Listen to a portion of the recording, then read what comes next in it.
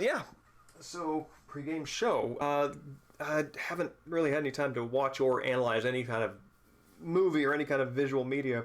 It's been a heck of a few days, but I have had time to read, and I'm nearing the end of Cookie Hiponia's "We Belong," which is Cookie was the is the guest on the most recent Deltahead podcast.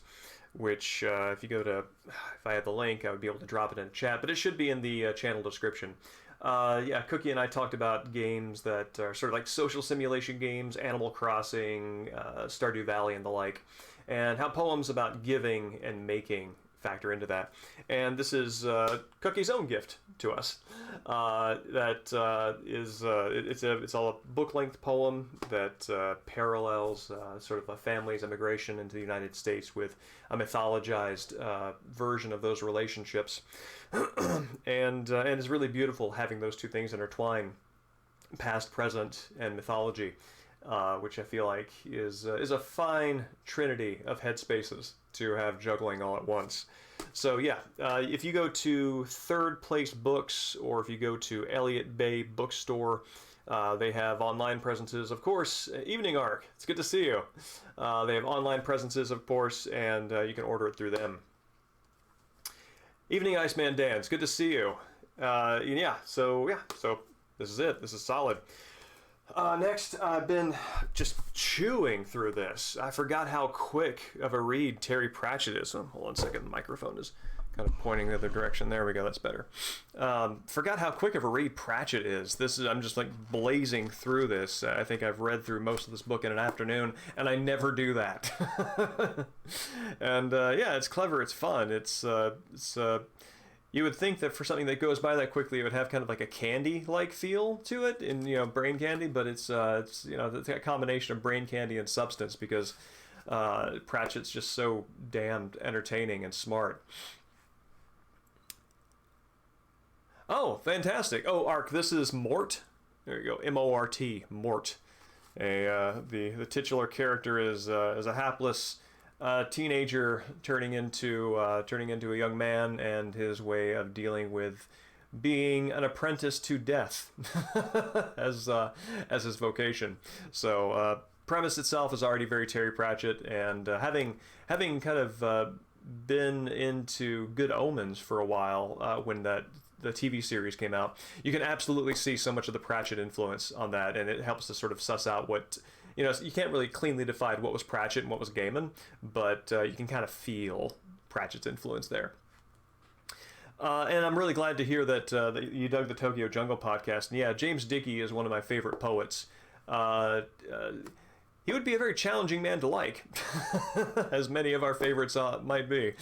But he was a top-notch poet and wrote some of the poems that were some of the most influential to me in sort of coming to understand my poetry as an extension of the landscape and region that my family calls home. So, but yeah, I recommend it. The Full Motion is... Do I have that right here? I have that right here. I don't think I have it on hand. I mean, I don't think I have it within arm's reach. No. Brodsky, Blake, Warren, Yates. No. Anyway, it's the title is The Whole Motion, and it's his collected works, and you would benefit greatly by picking it up.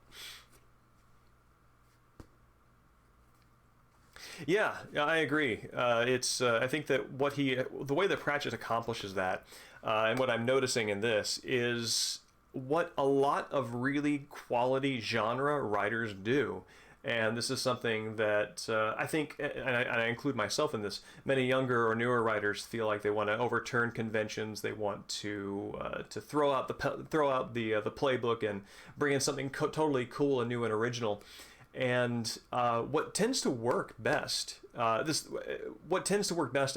is something that Pratchett does, which is to look at the genre that you're writing in, look at the kind of story that you're telling, understand the beats that are familiar to the audience, and play with that. Right? Play with what's familiar. Don't try to bring in something completely new, and that gives you that forward momentum, right? That comedy, and this is one of the things that I think makes comedy work as a mode, is you balance expectation with surprise, and it's very hard to laugh at something if you're thinking about it at the same time. So to know what's coming, to kind of have that gut feeling about what's going to happen, and then to allow yourself to be surprised by it because the author or the actor or something did something you didn't expect, that's really that's sharp stuff. That's really good work, and I think a lot of writers would benefit from actually practicing genre fiction more than trying to come up with something artistically original. And yeah, that's one of the things that I think works really well for Pratchett. Is he's got a really solid he's got a really solid sense of what works in that regard. But the big thing that I want to show you, yes, his unmatched wit helps. That's that always, he's kind of crowd that in there too. But the big thing that I want to share with you directly is a passage that I love from Thomas Coryat's. I talked about this on a previous stream. Coryat's Crudities. Thomas Coryat is a 17th century English writer, travel writer, one of the first major travel writers in the English language in the modern era, in the English. I'm trying to think English canon, but this was before English became as internationalized as it was, because this was early colonial days. Anyway, sorry, I'm rewinding the history in my head. Early English travel writer, and this is one of my favorite passages from his that I've encountered. The prose style is very florid, but having taken a register of how he generally writes, I actually believe that this the hyper verbosity is deliberate here, and we're going to share this with you, plus a visual to go along with it. So yeah, here we go. So this is him making his way from England across the Channel to France. And the highlighted part is what we're looking at here. Let's see, about 5 o'clock in the afternoon. And so this is him being sick. It's just to clarify, this is him being sick, puking over the side of the boat. And this is how he describes it. After I had varnished the exterior parts of the ship with the excremental ebullitions. Ebullitions. Let me start that again. After I had varnished the exterior parts of the ship with the excremental ebullitions of my tumultuous stomach, desiring to satiate the gormandizing paunches. God, I'm missing these words here. Let me say it again. After I had varnished the exterior parts of the ship with the excremental ebullitions of my tumultuous stomach, desiring to satiate the gormandizing paunches of the hungry haddocks, according as I have hieroglyphically expressed in the front of my book, with that wherewith I had superfluously stuffed myself at land, having made my rumbling belly their capacious ombre. And so, yeah, he threw up and the fish ate it. And he immortalized this on the cover of the book. This is the front of the book.